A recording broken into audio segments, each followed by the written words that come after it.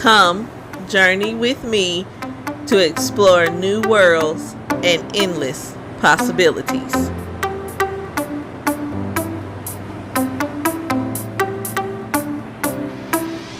Hey guys, it's me, Lady Sean, welcoming you back for another episode of Cover to Cover Chronicles. And on this episode, I figured we would talk about standalone books versus series books. The things I like about them, the things I dislike about them, and the things that may help you decide whether you want to tackle just a standalone book or if you're ready to dive into the heart of some major series. The first thing I want to talk about is standalone books. Standalone books are those that pretty much give you the full story within one book. You're introduced to the characters, you follow them through their adventures, and then it ends up with whatever the ending the author has come up with. The thing I love about standalone books is once you've reached the end of the book, you are pretty much satisfied with the story. Maybe not so much with how the story ends, but they don't end in cliffhangers typically. The next thing are series books. Now, there are two types of series. You have the first type of series, which technically most of the books end in a cliffhanger, and the only way to figure out what happens with the story is you have to purchase the next book within that series. Now, when it comes to these books, they can leave you feeling a little bit lonely and a little bit frustrated, especially if you are vested within the story, only to find out that when you get to the last page, you have no clue what happens to the characters next, and therefore you have to wait until the author either releases the next book within the series or you find time to go and purchase the next book in the series. Now, there are also series that have standalone books within the series. So what this means is that once you finish reading one book in the series, that particular book is done for those characters. But to find out more about some of the other characters, you have to purchase the next book within the series. One author that has a lot of these going on right now, and I have done several reviews for her series already, is Christine Feehan. In her Dark series, each book features a character, but at the end of that story, that character's book is done. But if you want to see more of those particular characters, especially the Carpathians, then you have to purchase the next book that is being released within that series. Each book is standalone by itself, but if you want more, then you have to purchase the next book. We saw the same thing with the Shadow Rider series that I also reviewed, where each character's book, their story was pretty much done at the end of the book. But however, if you wanted to find out what happened to the other members of the Shadow Rider group, then you had to purchase the next book within the series. When it comes to the standalone books in series, the message still pretty much applies, where if you want to find out about the other characters and see glimpses into previous characters, then you also have to purchase the next upcoming book within that series as well, in order to find out what is happening. When it comes to standalone books, I enjoy a good standalone book at times, but what happens with me is when I read a standalone book, sometimes it leaves me feeling a little bit empty. As you can tell, I'm a pretty avid reader, so once a standalone book is done for me, it kind of leaves me wanting more, and so I end up really wanting to grab another book really quickly to move on. But I don't get that feeling when I pick up a series. As you've seen by now, if you haven't guessed it, I love series. I'm an avid reader of series books.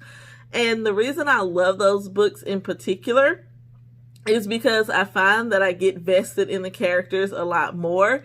And I find myself where I can't wait to see what happens next. And also I like being able to go back and see what happens to some of the previous characters, which you don't really get in a standalone book.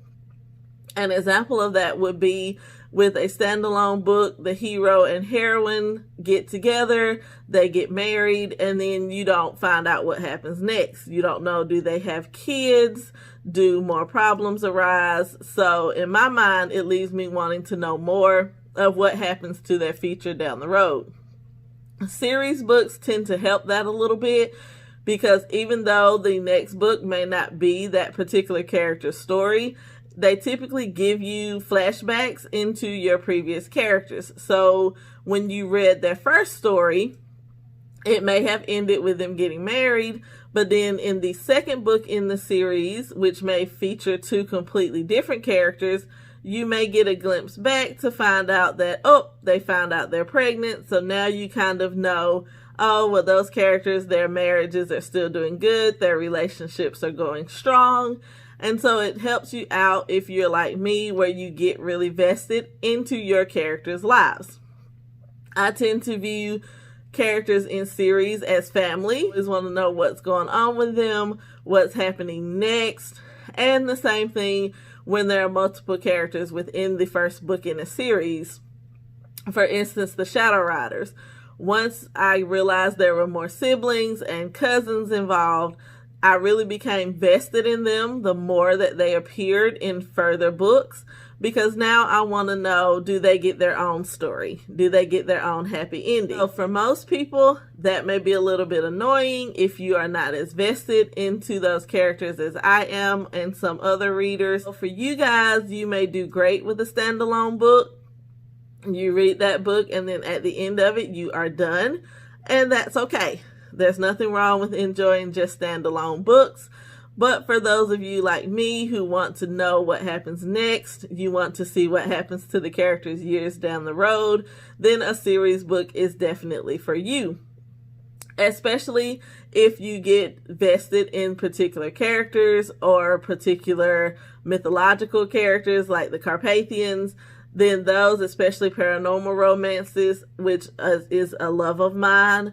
I love seeing how those characters progress, especially when you have a species that is threatened. I enjoy seeing down the line how they are able to pull together and how they rally together to help each other. And that's one of the things, like I say, that draws me to grabbing books that are in a series. Same thing applies though when the books are done, especially if you're just catching up with the series.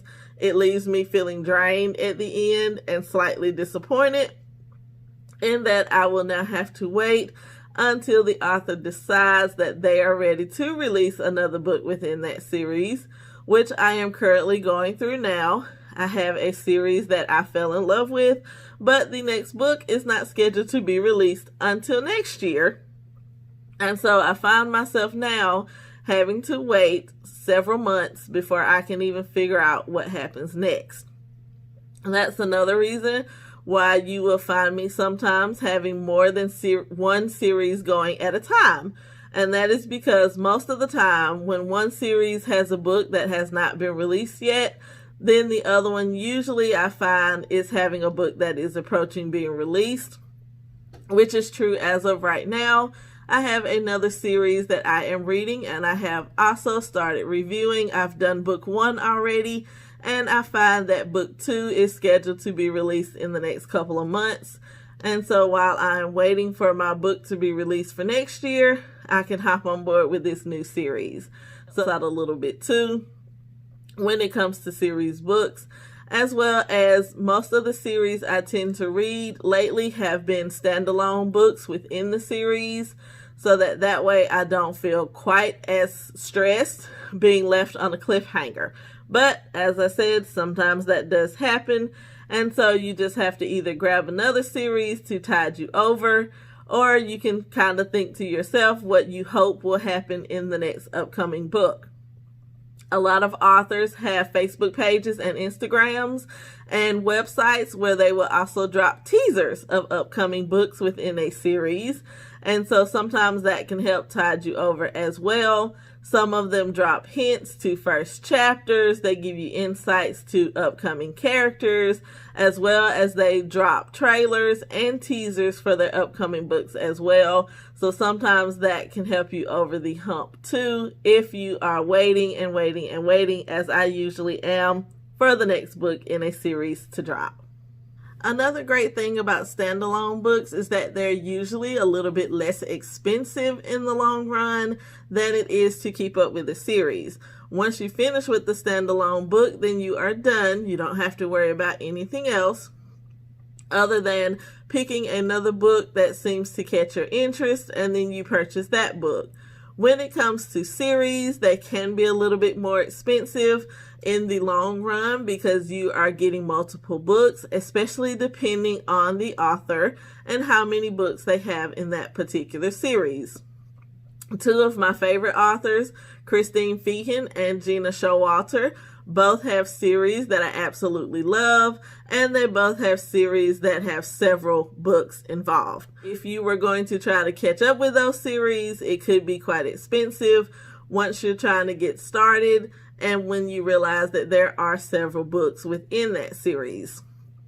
Sometimes what I will do, if it is me and things are a little bit tight, I will tend to pick which characters I really want to find out about, and then those are the books that I will start with first.